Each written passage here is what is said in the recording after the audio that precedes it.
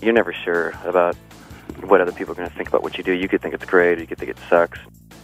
Another local punk band was called the Lackadaddies and featured Greg Camp on guitar and Paul Delisle on bass. Delisle had been into surfing and music in high school, but he'd been unable to find any friends that shared his two passions. Instead, most people would either be into surfing or maybe into music, but never both at the same time. Delisle had been into music since before he was a teenager. At age 12, he'd purchased Peter Frampton's live double album opus, Frampton Comes Alive, which came equipped with a fold-out cover of the band playing live.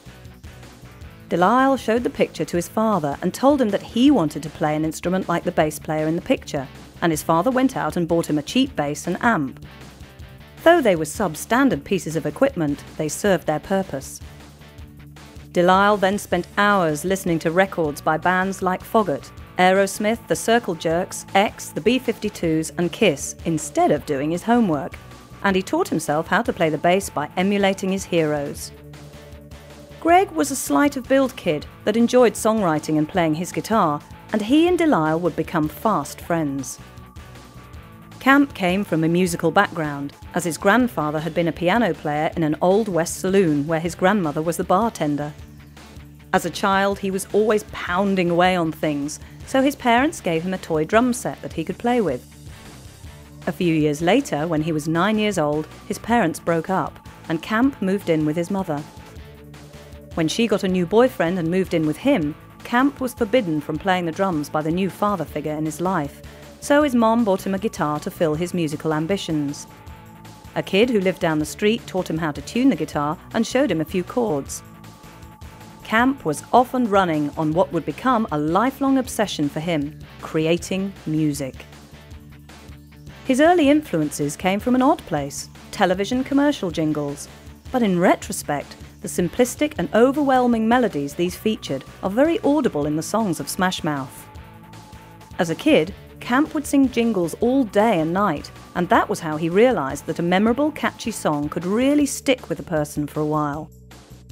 When he got into 6th grade, his mother made him show her some of his guitar skills, and she told him that he could really impress girls with his talents, which again made Camp cognizant of the power of music. He was also learning from the music his mom and stepfather were listening to at home. Their favourite albums included now classic selections by the Beach Boys, the Carpenters and the legendary Stevie Wonder. Today, Camp admits that early on, listening to the ska-influenced rhythms of Stevie Wonder's Master Blaster gave him his earliest inklings of how funk and reggae music worked. A few years later, a good friend introduced him to more established, historic reggae acts such as Yellowman, Gregory Isaacs and Peter Tosh. With Camp's older sister listening to groups like Parliament, Funkadelic and Bootsy Collins, and Camp himself making his own excursion into punk rock and mod music, his musical background was diverse to say the least. But perhaps the most important influence in Camp's younger days was his discovery of 60s California surf pop rock, which is easily identifiable by the resonating sounds of Farfisa organs and fuzzy buzzy guitars. Camp fell in love with the bouncy, animated sound of the organ, so much so that he even spent hours figuring out how to play the theme song from the popular cartoon programme Scooby-Doo.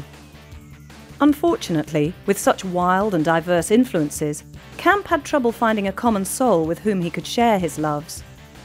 Paul Delisle was going through a similar trauma, and when the two finally met, Delisle said it was like they'd been looking for each other their whole lives.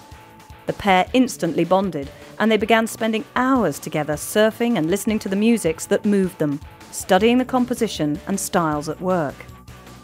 A few months after meeting, Camp and Delisle joined together in the Lackadaddies.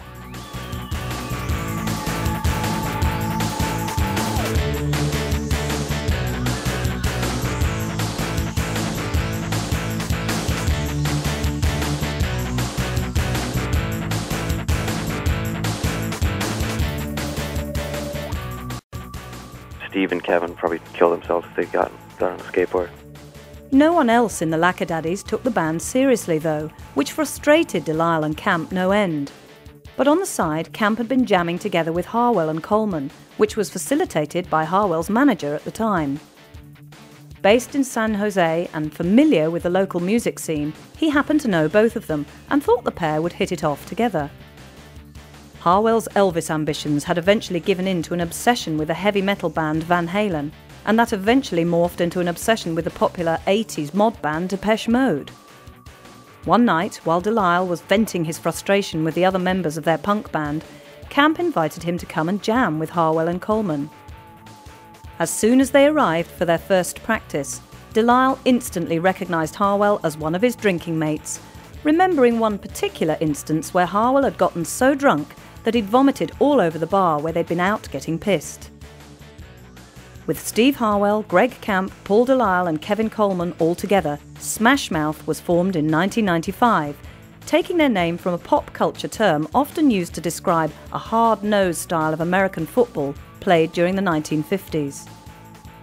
Together, the band mostly sat around and jammed on tunes that Camp was coming up with, playing a few dates in and around their Southern California home area.